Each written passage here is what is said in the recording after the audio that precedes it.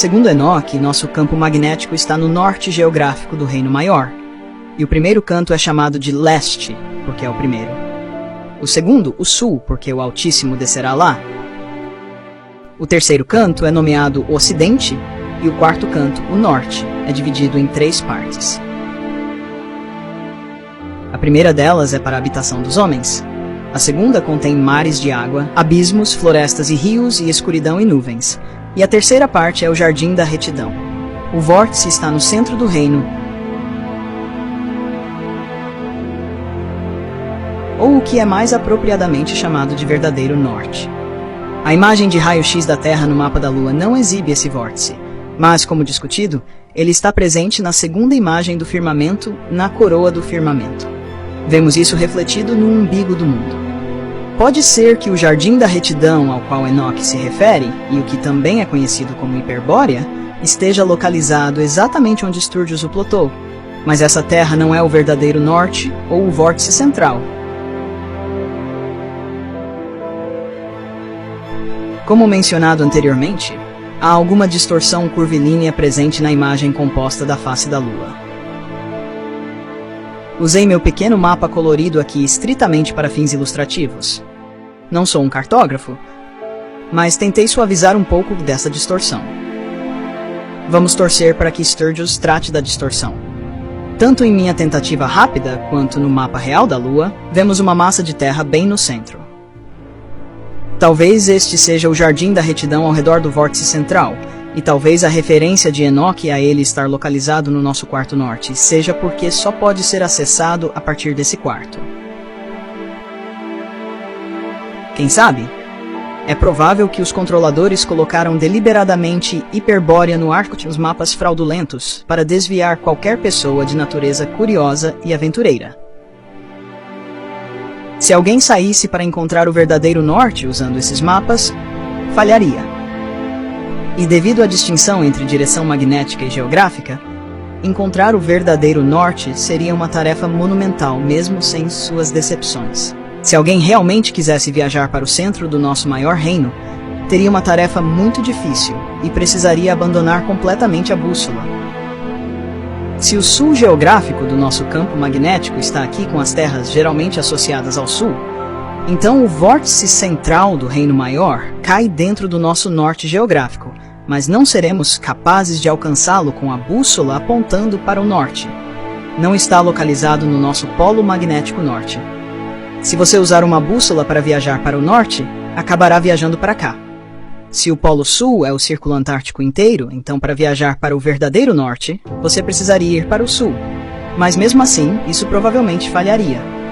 Se o centro for feito de ferro, então em algum ponto ele superaria o Polo Magnético Sul do nosso campo magnético. Se por acaso você tivesse sorte de seguir na direção do verdadeiro norte, a bússola provavelmente falharia totalmente devido ao núcleo de ferro. Como um texto misterioso, o Inventio Fortunata diz: a bússola do navio perde sua propriedade e nenhum navio com ferro a bordo consegue se afastar.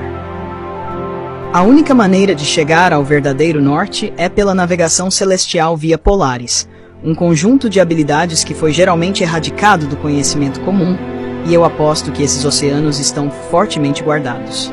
Cientistas estão dizendo agora que a Terra pode ser maior do que pensávamos. Por anos, as pessoas debateram sobre a forma da Terra, se é redonda ou plana. Mas e se a Terra tivesse mais do que apenas 7 continentes e a Antártida fosse um imenso muro de gelo que nos impede de ver o resto deles? E se, uma vez ultrapassado o muro de gelo, você encontrasse mais 20 continentes que estiveram escondidos de nós durante toda a nossa vida? Existem muitos mapas históricos antigos que os exploradores costumavam usar, documentando esses continentes e lugares escondidos. Há teorias de que esses continentes contenham animais pré-históricos, alienígenas de diferentes planetas e até civilizações avançadas com tecnologia que não conseguiríamos compreender. Muitos teóricos da conspiração acreditam que os 7 continentes em que vivemos são na verdade uma fazenda ou empresa gigante, pertencente a um pequeno grupo de famílias extremamente ricas do outro lado do muro de gelo.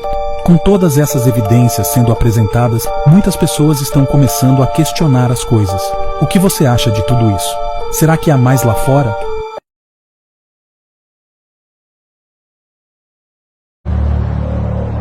Um dos objetivos oficiais da missão era investigar locais para potenciais bases militares na Antártida. Mas durante suas explorações, o almirante Byrd supostamente se deparou com algo altamente inesperado. Dizem que essa história está nos diários dele, não no relato oficial da viagem. Foi algo que ele escondeu e depois foi suprimido pelas autoridades governamentais, que acharam assustador. No diário dele, descoberto por seu filho após sua morte, o almirante Byrd conta uma história extraordinária. Byrd ouviu dizer que tinha uma entrada para o centro da Terra através do Polo Sul. E levou aviões para o sul, para o subterrâneo do Polo Sul. E, fazendo isso, descobriu que ao sobrevoar o Polo, de repente viu coisas que não deveriam estar ali. Quero dizer, foi incrível. Ele e um esquadrão voaram sob a Terra na Terra. Aquilo se transforma numa área verdejante e ele não consegue acreditar no que vê. Mas isso é só o começo dessa história extraordinária. Ele conta como de repente começa a haver uma cidade de arco-íris brilhante feita de cristal.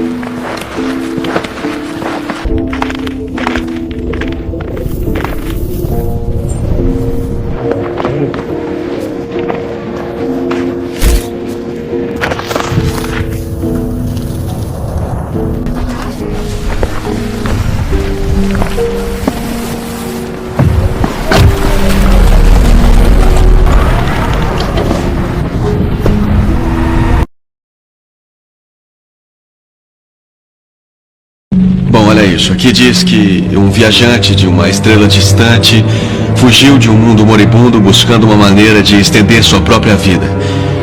Seu corpo estava fraco e decaído. Ele não podia evitar sua própria decadência. Aparentemente toda a sua espécie estava se extinguindo.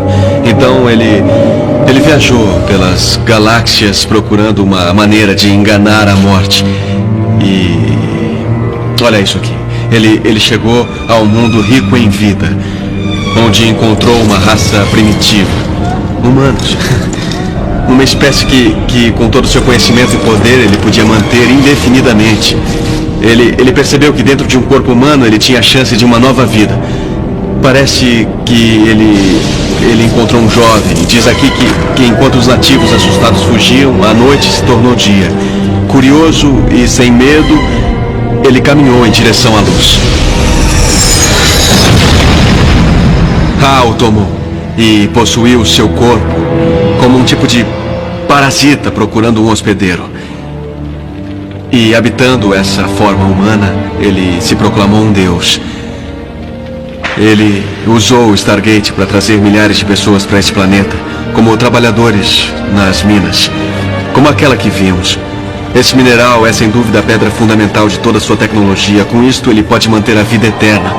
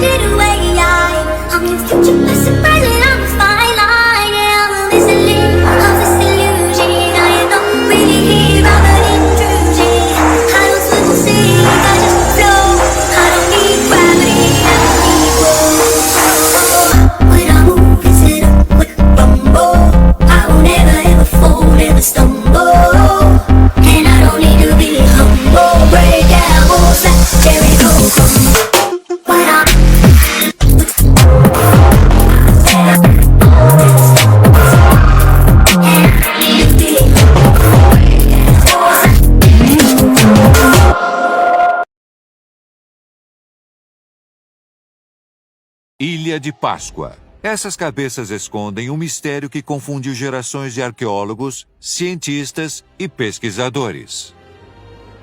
Elas geram muito interesse porque foram esculpidas com características humanas em proporções gigantescas. O marinheiro e artista francês do século XIX, Pierre Lot, escreveu: "No meio do grande mar, lá onde ninguém vai, está uma ilha misteriosa e solitária. Enormes estátuas são erguidas sobre ela, obra de alguma raça já extinta ou desaparecida. Sua grandeza é um enigma. Os primeiros habitantes da ilha construíram suas casas nesse pequeno pedaço de terra com colinas ondulantes e palmeiras em abundância. E esse paraíso de 163 quilômetros quadrados foi chamado de Rapa Nui. O explorador holandês Jacob Roggeveen a avistou no domingo de Páscoa do ano de 1722, e por esse motivo é conhecida como Ilha de Páscoa.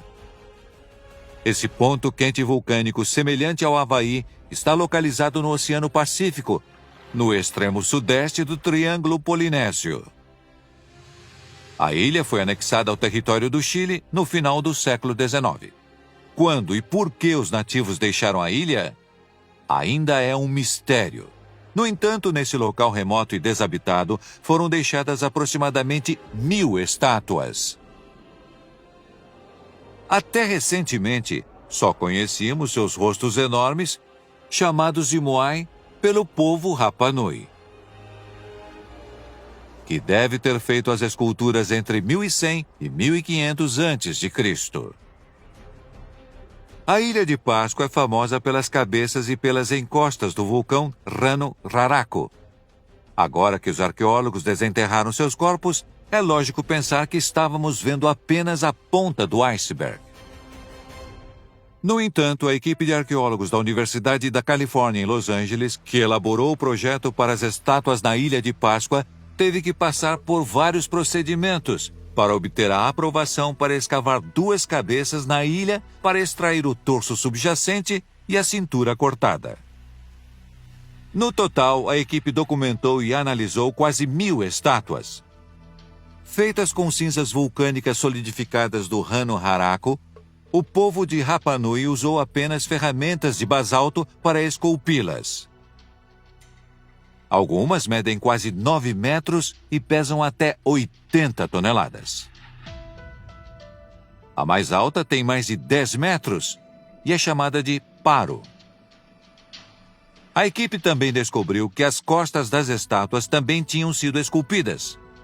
Pela semelhança com canoas polinésias, os pesquisadores acreditam que o desenho pode ter sido inspirado em um símbolo familiar. Portanto, eles se concentram em uma estrutura familiar na ilha.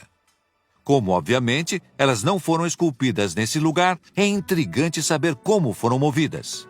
Segundo a lenda, essas pedras enormes caminharam até esse ponto da ilha há centenas de anos. No entanto, há evidências conclusivas que mostram que o povo Rapa Nui tinha condições de realizar essa tarefa. Foi determinado que os Rapa Nui moveram as estátuas com cordas amarradas a troncos enormes, o que os ajudou a colocar as estátuas na vertical. No entanto, estudando as estátuas, eles também concluíram que os artistas nativos devem ter esculpido as cabeças e a parte da frente delas enquanto as pedras estavam no chão, e então esculpiram as costas quando já estavam posicionadas. Muitas das evidências permanecem ocultas devido aos efeitos da erosão natural. Com o passar do tempo, os torsos das estátuas foram enterrados e somente as cabeças se destacaram como testemunho do esforço artístico colossal na Ilha de Páscoa. Algumas pessoas pensavam que as estátuas tinham sido escondidas de propósito, mas foi demonstrado que elas foram enterradas devido à erosão na ilha ao longo dos séculos.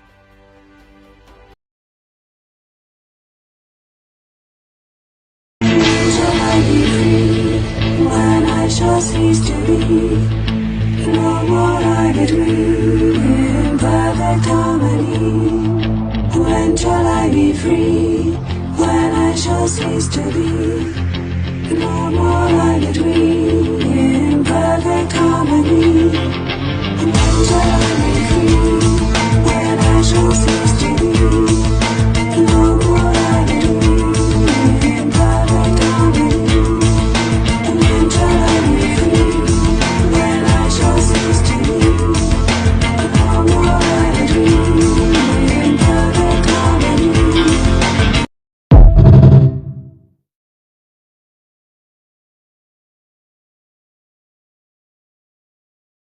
Que esta visão diz respeito ao final dos tempos.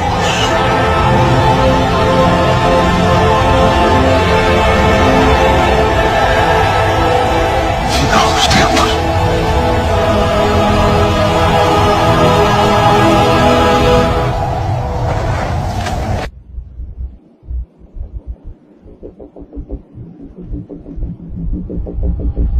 Beware of darkness.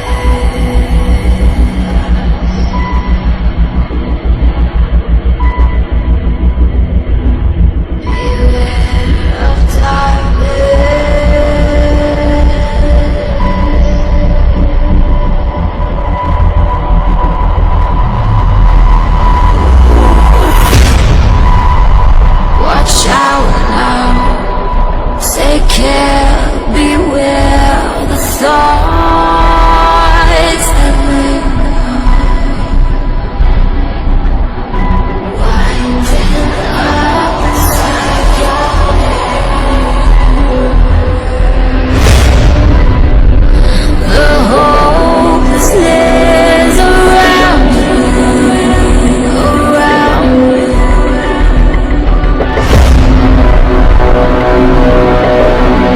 In the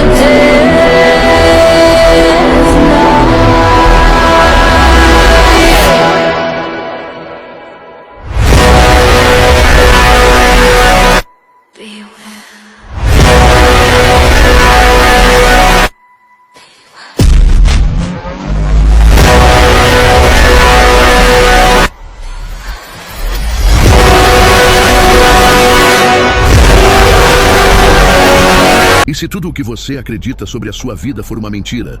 E se eu te dissesse que você foi programado desde o nascimento para viver em uma ilusão cuidadosamente projetada?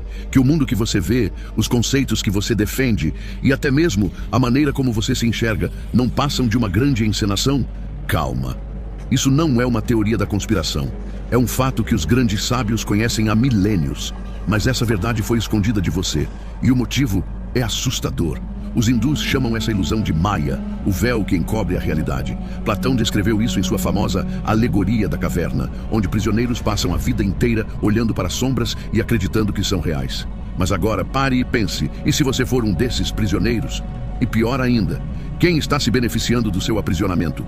A Matrix existe, mas ela não é feita de fios, máquinas ou algoritmos.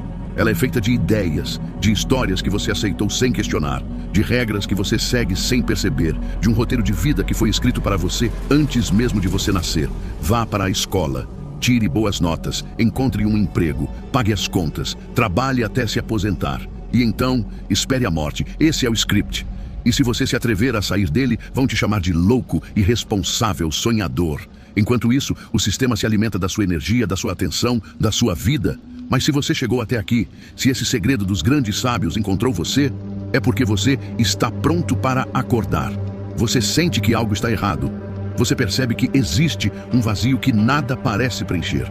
Você já tentou fugir disso, já se afundou no trabalho, se distraiu nas redes sociais, buscou prazeres momentâneos. Mas o vazio ainda está aí, e isso não é um erro, é um chamado. Os antigos egípcios, os gregos, os xamãs, os sábios do Oriente, todos falavam sobre essa ilusão, todos alertaram sobre a necessidade de despertar. Mas essa sabedoria foi arrancada de nós, foi substituída por um modelo materialista onde só o que pode ser medido ou comprado é considerado real. O resultado? Milhões de pessoas vivendo no piloto automático, achando que essa corrida sem sentido é normal, mas não é normal. E agora que você viu a verdade, você não pode mais ignorá-la. Então, fica comigo até o final, porque eu vou te mostrar passo a passo como os grandes sábios sempre souberam desse segredo. E mais do que isso, como você pode usá-lo para mudar a sua realidade. Agora, se prepare, porque o que vem a seguir pode mudar sua vida para sempre. O sistema em que você vive não precisa de você desperto. Ele precisa que você obedeça sem questionar. Desde o momento em que você nasceu, um roteiro invisível começou a ser escrito para você. A sociedade sussurrou nos seus ouvidos: siga as regras, não faça perguntas, não desvie do caminho. Você cresceu ouvindo que o sucesso tem um formato específico. Estude, tire boas notas, encontre um emprego, pague as contas. Esse é o ciclo que prende a maioria das pessoas. Mas você já percebeu que há algo estranho nisso? Um modelo onde você trabalha sem parar, mas nunca tem tempo. Onde você produz sem descanso, mas nunca tem o suficiente. Onde você busca reconhecimento, mas sempre se sente incompleto. E se eu te dissesse que não foi por acaso? O sistema foi projetado para isso. Ele não precisa que você seja feliz. Precisa que você seja produtivo. Precisa que você consuma, que esteja cansado, que se distraia com pequenas recompensas, para que nunca tenha tempo para pensar. Enquanto isso, quem controla esse jogo lucra com a sua exaustão. Você já reparou como tudo é feito para te manter ocupado? A mídia te enche de notícias que só geram medo e ansiedade. As redes sociais te afogam em entretenimento vazio. O mercado te ensina a comprar felicidade em pequenas doses. Um novo celular, uma nova roupa, uma viagem para fugir da vida que você não ama. Mas a fuga é temporária. E você volta para a rotina que te consome. O pior de tudo, se você questiona, é chamado de louco. Se você tenta sair da corrida, dizem que está sendo imprudente, irresponsável, um sonhador. Mas pare e pense. Por que seria loucura querer uma vida que faça sentido?